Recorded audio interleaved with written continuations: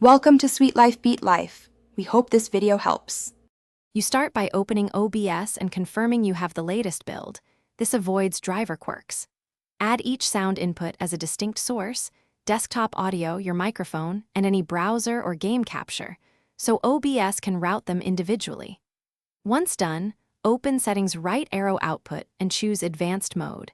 Set recording format to MKV and enable multiple audio tracks, for example tracks 1 through 6. Make sure to pick an encoder that matches your machine, because CPU versus GPU encoding affects latency and quality. Next, go to the mixer and click the gear on each source, then Advanced Audio Properties to map audio. For clarity, assign your mic to track 1, desktop audio to track 2, game to track 3, and so on. Uncheck tracks where a source should not appear. Once mapped, use audio monitoring to listen to each source privately. This confirms routing without recording.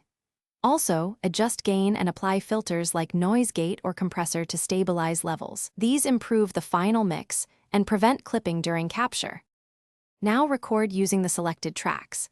MKV avoids corruption, and once finished you can remux to MP4 with an OBS for compatibility. When editing, import each track separately so you can mute, or compress voices and effects independently.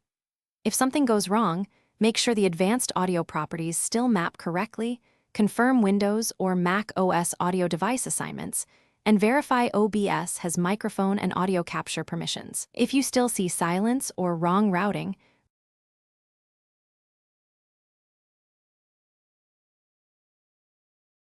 Thanks for watching. Consider subscribing if we helped you.